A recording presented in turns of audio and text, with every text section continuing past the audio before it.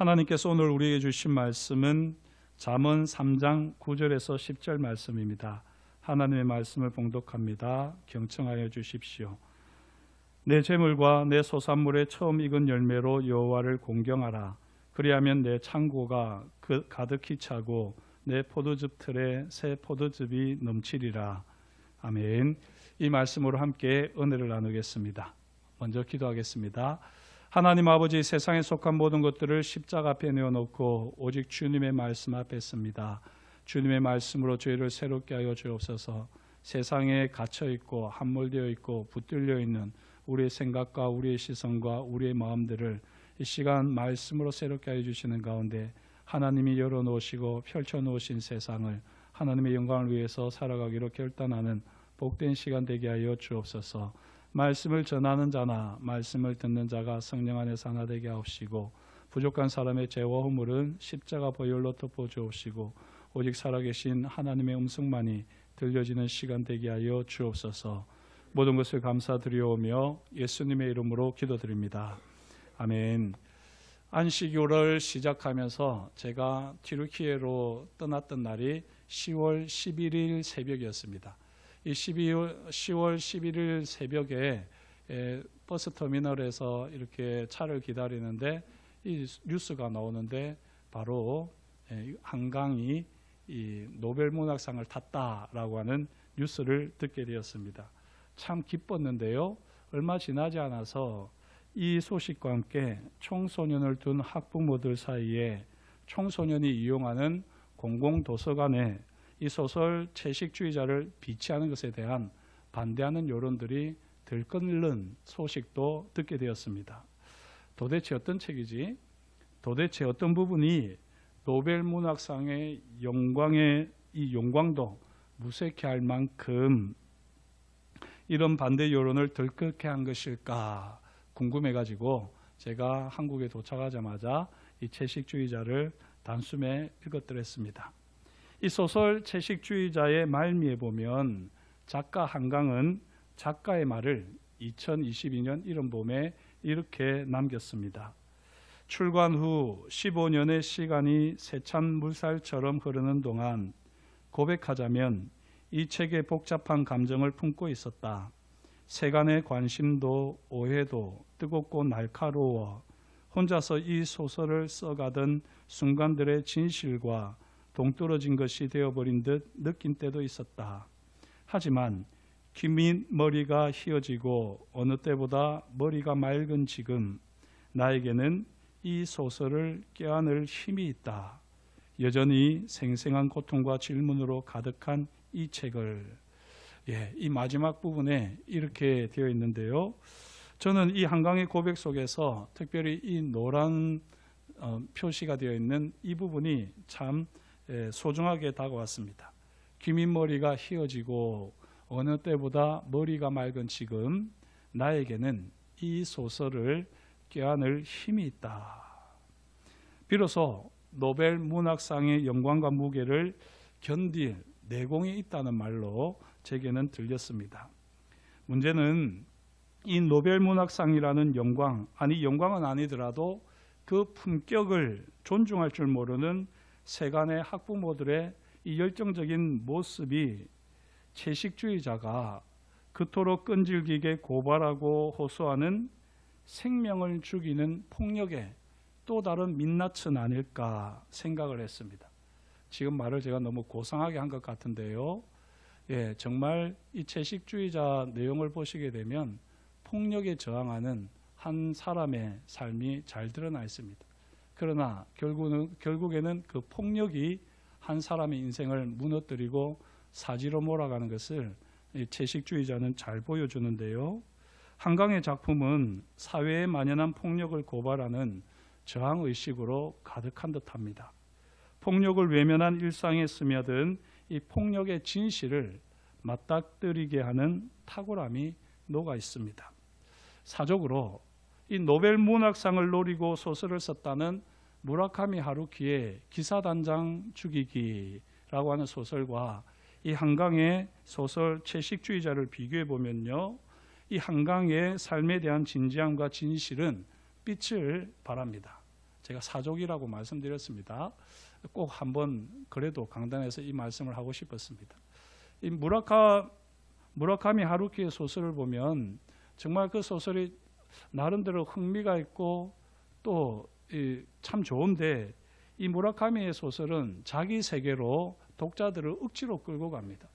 그래서 뭔가 몽환적이고 뭔가 흥미를 끄는 것 같지만 나중에 읽고 나면 이 현실 세계와는 동떨어진 세계를 이야기한 것 같은 그런 낯설음을 경험하게 됩니다.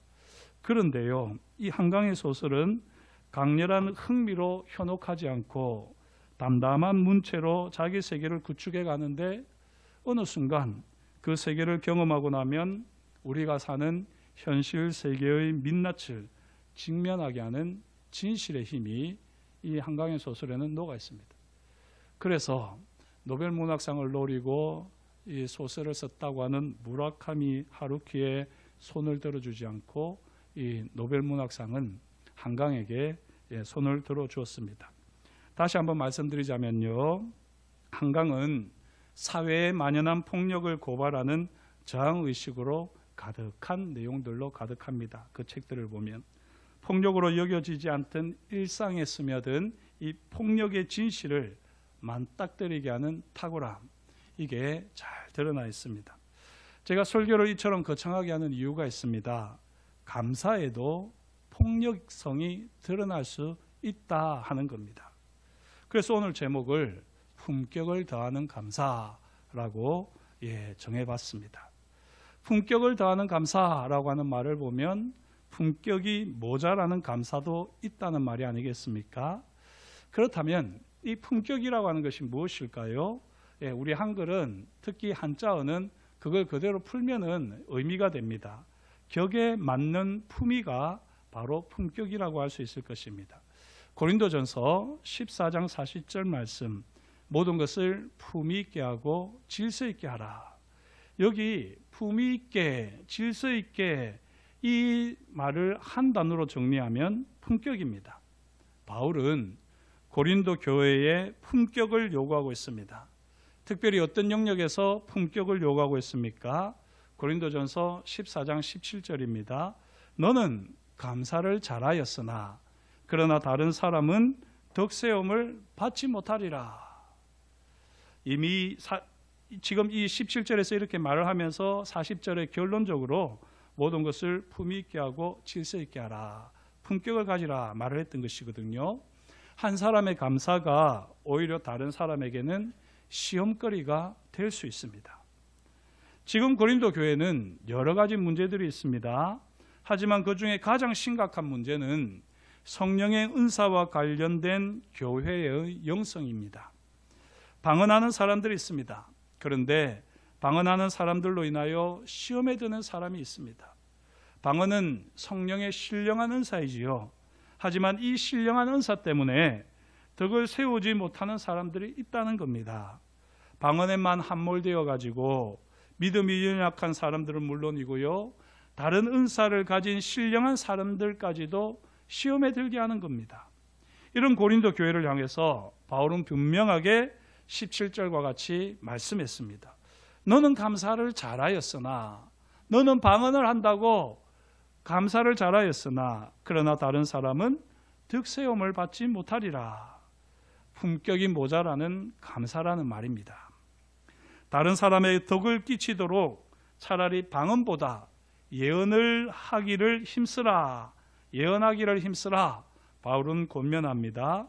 그러면서 이마저도 오해가 될 수 있기에 39절과 같이 말씀합니다. 그런즉 형제들아, 예언하기를 사모하며 방언 말하기를 금하지 말라. 방언 자체가 문제는 아니라는 말이지요.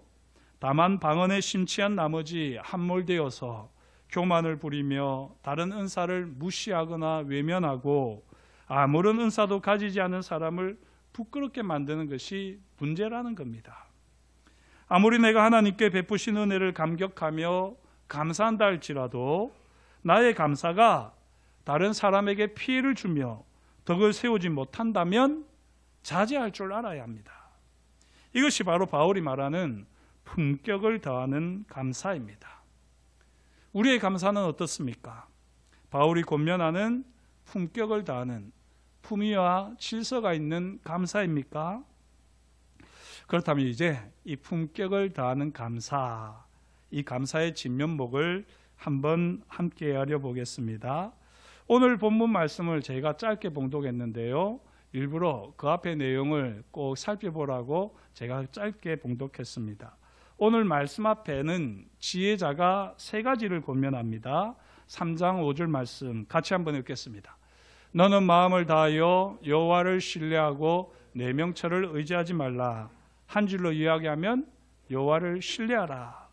잠언 3장 6절입니다. 같이 한번 읽겠습니다. 너는 범사에 그를 인정하라. 그리하면 내 길을 지도하시리라.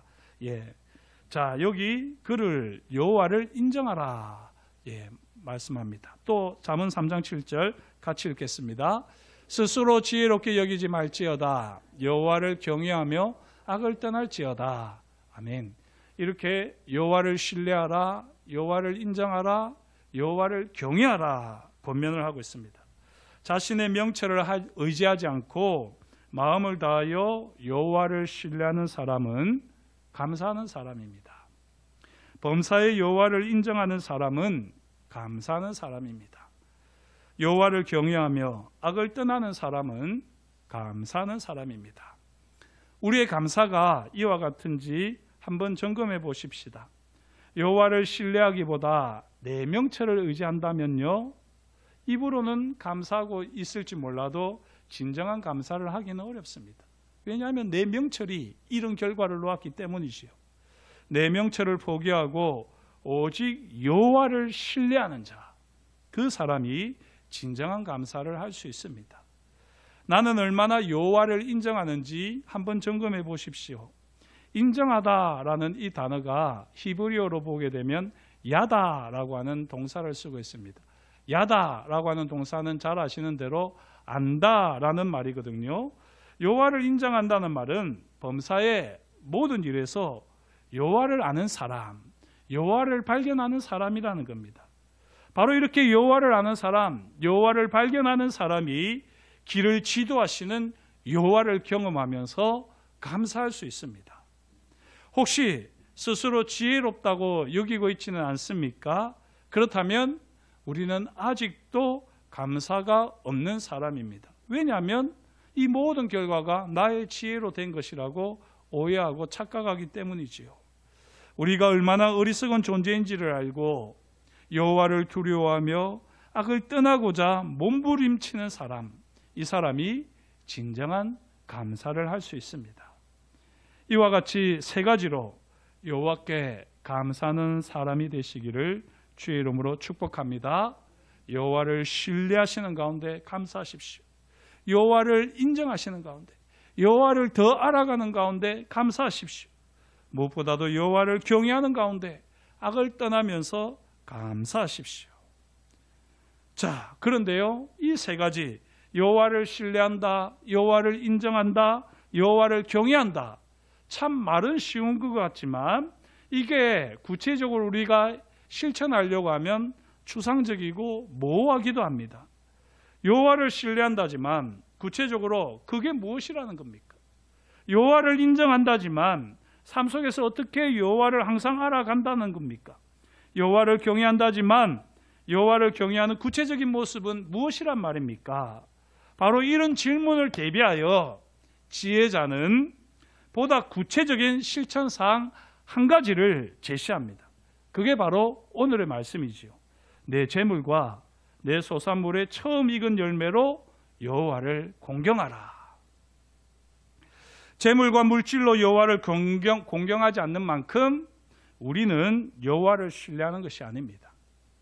재물과 물질로 여호와를 공경하지 않는 만큼 우리는 여호와를 인정하지 않는 것입니다.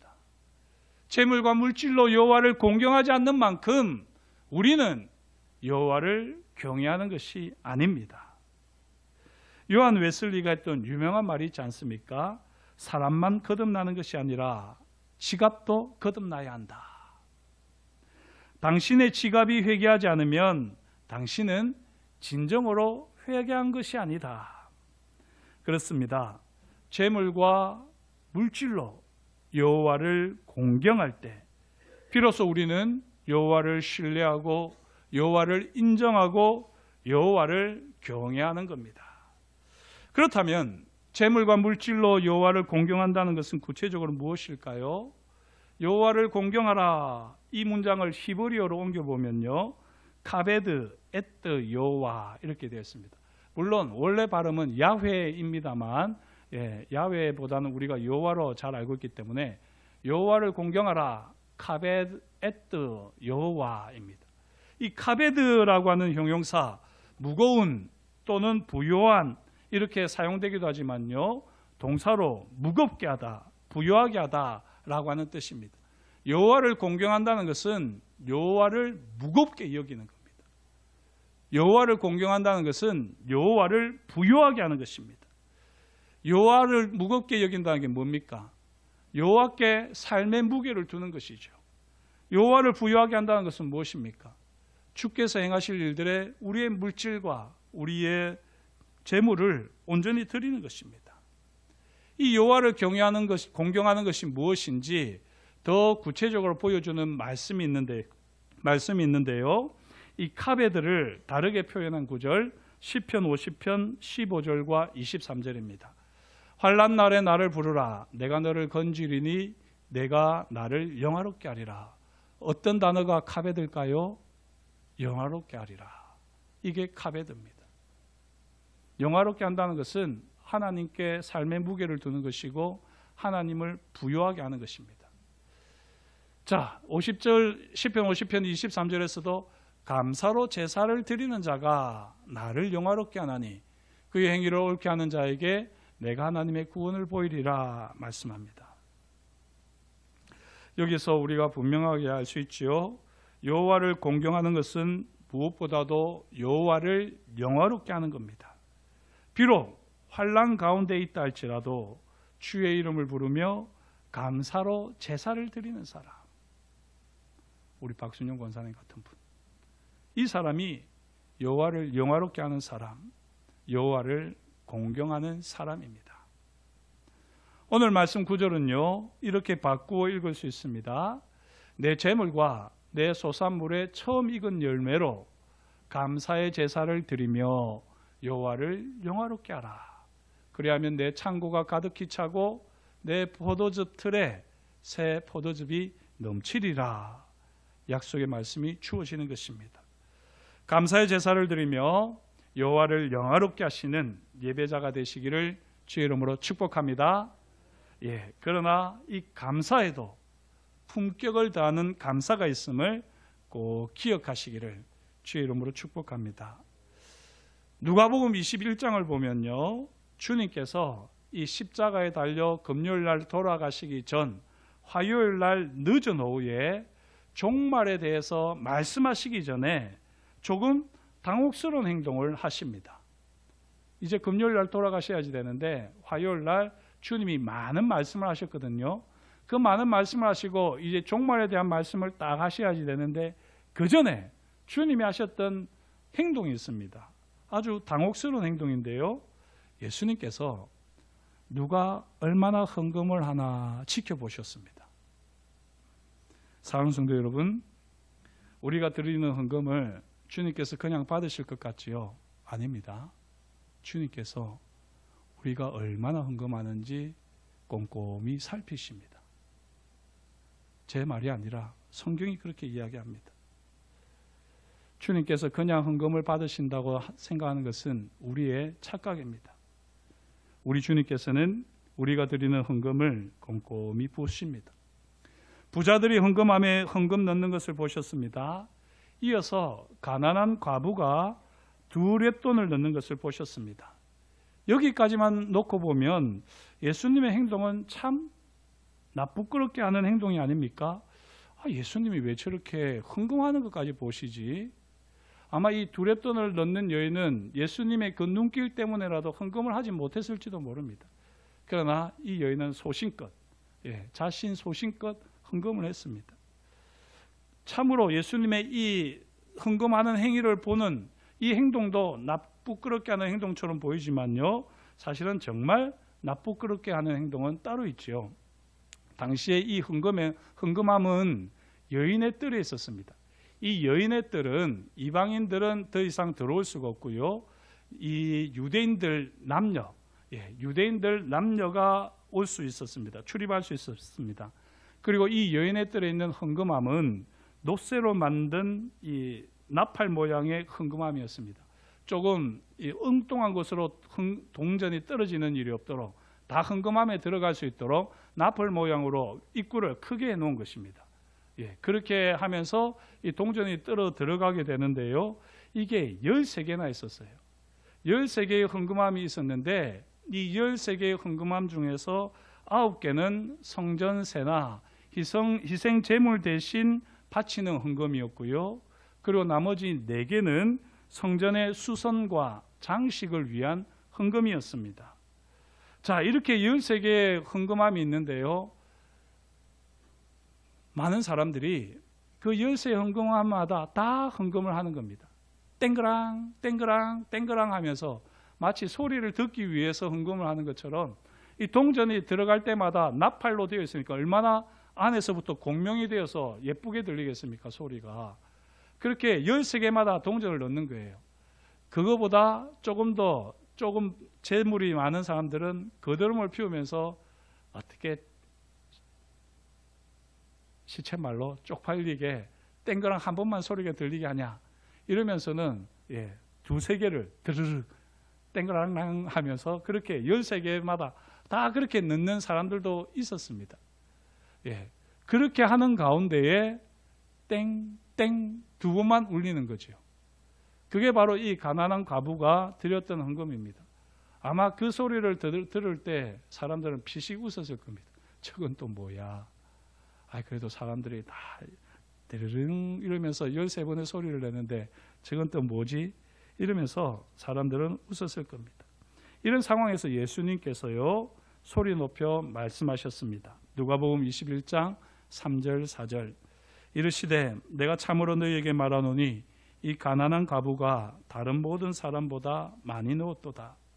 저들은 그 풍족한 중에서 헌금을 넣었거니와 이 과부는 그 가난한 중에서 자기가 가지고 있는 생활비 전부를 넣었느니라. 주님이 말씀하십니다. 예수님께서 부자들을 부끄럽게 하시기 위해서 이 말씀을 하셨을까요? 저는 그렇게 생각하지 않습니다. 다만 지금 부끄러움으로 몰아가는 그 가난한 과부를 위해서 이 가난한 여인의 품격을 다하시기 위해서 예수님이 이 말씀을 하셨다고 믿습니다. 모두가 자신의 형편을 따라 감사하며 헌금을 할 수 있습니다. 하지만 어떤 감사는요 품격을 떨어뜨리는 감사로 여겨지기도 합니다. 자신의 재물과 물질을 다른 사람의 재물과 물질과 비교하면서 뽐내는 사람들, 그들의 감사는 품격을 떨어뜨리는 감사입니다. 그렇다고 해서 그 감사가 쓸모없다는 것은 아닙니다. 그 감사도 귀하지요. 반대로 비록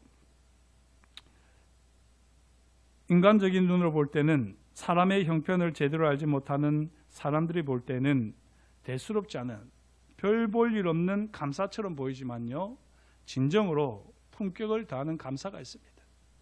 예수님께서는 바로 그 가난한 과부의 이 2렙돈이 품격을 다하는 감사라고 칭찬하고 계시는 겁니다. 한 번 더 생각을 해볼까요? 가난한 과부가 왜 생활비 전부인 2렙돈을 바쳤을까요? 2렙돈을 바쳤다니까요. 거기에 헌금함이 몇 개 있다고 했지요? 13개가 있었습니다. 그 중에 9개는 희생제사나 성전세를 위한 헌금이었고요. 그 중에 4개는 성전을 꾸미는데 장식하는데 사용되는 것입니다. 그래서 실제로는 2번만 헌금을 하면 되는 겁니다. 그 헌금이 따로 구분되어 있기 때문에 2번의 헌금만 하면 되는데 보통 사람들은 그 13개를 다 하고요. 그것도 모자라서 각각의 몇 푼씩 더 넣으면서 그것으로 자랑을 삼았던 것입니다. 하지만 이 여인은 2렙돈을 가지고 하나만 드려도 되죠. 그러나 하나를 어디다 드리겠습니까?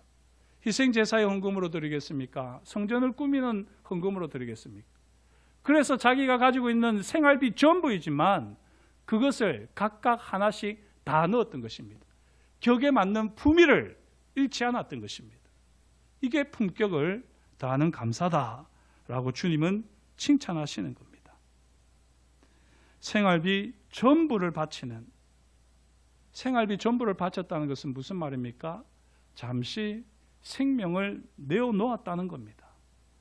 생활비 전부를 바치는 감사, 잠시 생명을 내어놓는 감사, 이 감사가 하나님을 영화롭게 하는, 하나님을 진정으로 공경하는 품격 있는 감사입니다. 사실 우리는 헌금을 드릴 때마다 작은 죽음을, 현재의 종말을 경험합니다. 이런 경험 없이 헌금 생활을 한다는 것은요, 부끄러운 겁니다. 야, 이 돈이면 뭐도 할 수 있는데, 내가 이 돈을 헌금하지 않고 눈 딱 감고 그냥 쓰게 되면 좀 더 편하고 즐거울 수 있는데, 그럴 때가 없습니까? 그런 마음이 막 일어나잖아요. 타협하고 싶잖아요. 그러나 그때 내가 주님과 함께 죽었다, 이 작은 죽음을 경험하고 오늘 주님이 다시 오신다면 주님 앞에서 나는 어떻게 할 것인가? 현재의 종말 앞에서 내가 주와 함께 죽고 주와 함께 사는 결단을 하고 헌금을 하게 될 때, 그 헌금이 진정으로 하나님이 기뻐하시는 품격을 다하는 감사의 헌금일 것입니다. 여호와를 신뢰하고 여호와를 인정하며 여호와를 경외하며 여호와를 공경한다고 할 때, 저와 여러분들은 오늘도 주와 함께 죽고 주와 함께 살겠습니다, 이렇게 고백하며 즐거이 하나님 앞에 헌금하는 하나님의 사람들이 될 수 있기를 축복합니다. 이처럼 품격 있는 감사를 가난한 과부처럼 하나님께 드리는 우리가 될 수 있기를 바랍니다. 주님은 그렇게 우리를 보고 계십니다. 하나님께서는 품격 없는 감사, 적당한 감사를 안타까워하십니다. 기도하시겠습니다. 하나님 아버지, 주님께서 저희를 사랑하여 주시고 오늘도 저희에게 말씀하여 주시니 감사합니다. 하나님의 말씀을 따라 우리가 어떠한 사람이 되어야 할지를 알게 하시고, 또한 오늘도 하나님 앞에 어떻게 서야 할지를 결단하게 하시니 참으로 감사합니다. 저희 지금까지 저희의 헌금 생활이 어땠는지, 저희의 마음이 어땠는지 다시 한번 정직하게 보게 하시고, 또한 이제는 참으로 하나님 아버지 격에 맞는 품위를 가지고 질서 있게 그렇게 하나님을 영화롭게 하는 예배자로 살고 싶습니다. 헌금 생활뿐만이 아니라 우리 모든 삶의 자리에서 하나님께서 영광을 받으시도록, 하나님을 영화롭게 할 수 있는 우리가 될 수 있도록 품격을 다하는 감사의 생활이 되게 하여 주옵소서. 그렇게 우리 가운데 일하실 것을 인하여 감사드리오며 예수님의 이름으로 기도드립니다. 아멘.